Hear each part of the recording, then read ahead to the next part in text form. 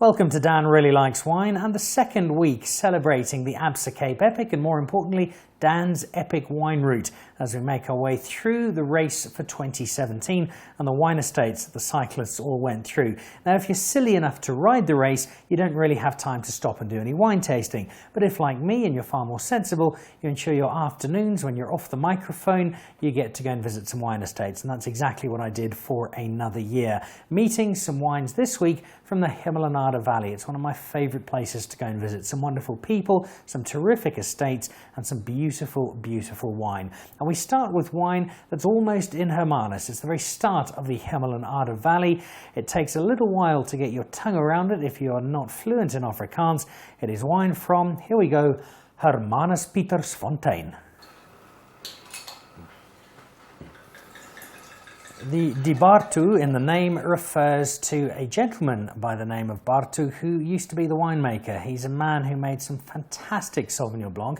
He's since moved on, but he left an indelible mark on Hermanuspietersfontein, and this is a really good memory of his time there. His Sauvignon Blanc forms the basis of this white blend. There's a nice chunk of Semillon in there, as well as some Nouvelle, and it's a really big, strong bottle for a really big, strong wine. 5 years old, so heading into the territory where I find a lot of our South African white wine really starts to hit its straps. And this, when you're in the Hemel-en-Aarde Valley, it starts at the very bottom of the road. There's the little wine village. You go in and you do a tasting. It's the perfect way to kick off your day of exploring one of the most beautiful wine valleys in the world.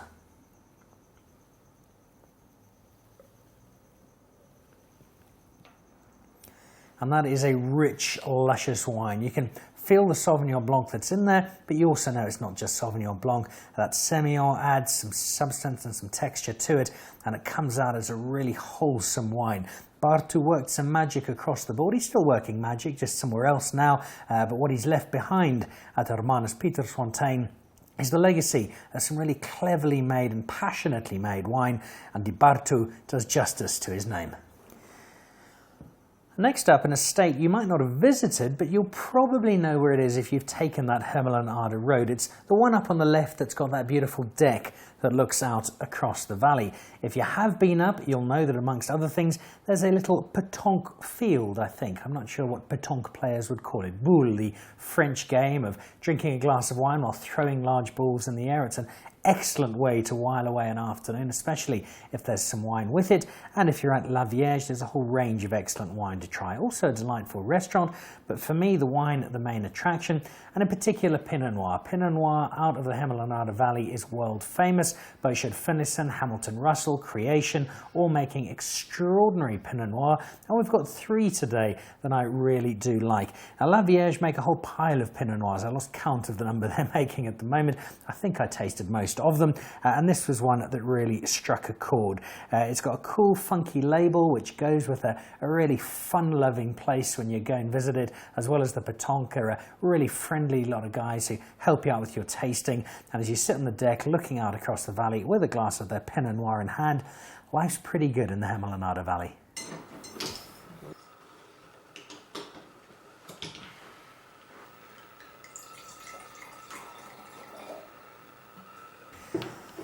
There's something about just seeing the colour of Pinot Noir that I always get excited about. It's the gateway to what you know is almost certainly going to be a really fun drinking experience. You might recall from a previous episode that I married somebody who doesn't like Pinot Noir. She has questionable taste in husbands and questionable taste in wine, but it does mean that I get to take care of all the Pinot Noir myself. And this is one that's going to get extra attention. It's the top of the range Pinot Noir they have at La Vierge Noir, the Virgin, the black version here, top of the range, and one that is celebrating a valley that, because of that coolness, because of that climate, lends itself to a grape that can be difficult to grow and difficult to make, but when done right, I feel is pretty hard to beat.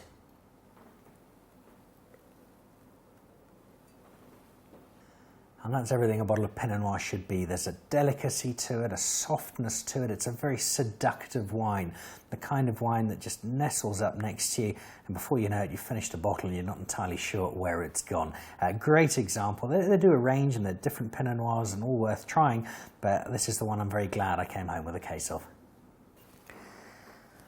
Then just down the road, and this is Summeridge.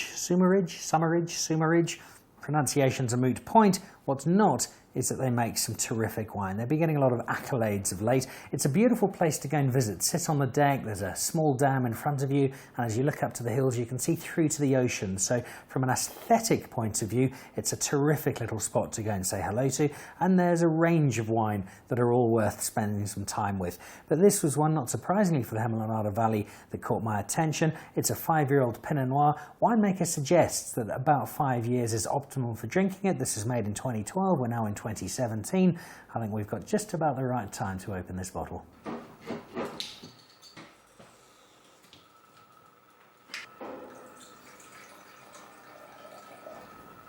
Second Pinot Noir and second glorious colour, that soft rust feel.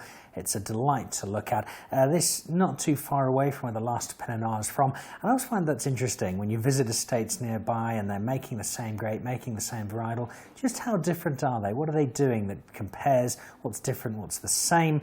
The general feel of a Pinot Noir is not going to be terribly different.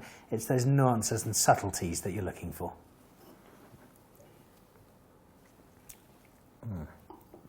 So I said I was looking for differences there, and I found them. There's something a little darker, a little moodier about this Pinot Noir, ever so slightly more complex, a very slightly different wine, possibly just a touch older, and a slightly different style. So two wines that are made from almost next door to each other, but portraying a very different feel. Both of them lovely, but there's just a lusciousness to this that sits very well indeed. And finally, onto wine from a good friend of mine. I met Bevan Newton-Johnson through Pete Goffwood, my cooking mentor and the man who taught me not to set fire to kitchens when attempting to make dinner. Bevan is reluctantly involved in the wine industry. I say that because given the opportunity, he'd spend his entire life surfing. He loves being out on the waves, and he's pretty good at them as well. But he's also very good at selling wine, although it does help that the wine he makes is exceptional. I saw Bevan on this year's Epic. The race came through the Newton-Johnson estate, up on the hill looking down across the valley and out to the ocean. It's a beautiful spot. And then we did what one does on a Tuesday morning out in the Hemel-en-Aarde Valley. We had a lovely Chardonnay breakfast. He makes some very nice Chardonnay, but it's this that is the hallmark, the calling card of Newton-Johnson. Very difficult to get hold of. It sells out extremely quickly, and you only have to have a glass of it to discover why.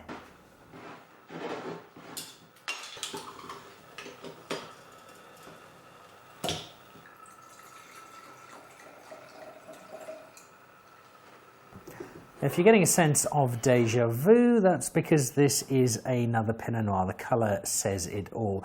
Now, a little bit of confusion around Newton-Johnson. They are obsessed with Pinot Noir. If I thought they did a lot of Pinot Noir at La Vierge, at last count, I think the Newton-Johnson team are doing 6 of them, and 6 excellent Pinot Noirs, but this is the pick of the lot. From their family vineyards range, it's not inexpensive, not as expensive as you might expect it to be. It's not quite up there with a Beauchard-Finlayson or a Hamilton Russell, but it's a wine that sells out quickly, which makes it hard to get, but also a wine that yet again has 5 stars from the team at Plata. So it's a wine that's very celebrated and much in demand, not just in South Africa, but indeed all over the world. I've had some really, really good Pinot Noir this year. I've been able to taste some vintage Beauchard-Finlayson, some great Hamilton Russell. Caroline at Creation gave me some of her Art of Pinot Noir, which I think is just magnificent. My friend Stephanus would bath in it if he could. This compares and takes on all of those on equal footing. It's a really beautifully made wine. It's perfectly rounded, it's perfectly smooth, and it just glides away. It's got 5 stars for a good reason. But I think aside from all of the awards, it's just knowing the team there, knowing how much passion they put into making their wine. This is just reward and a great celebration of what they do at Newton-Johnson.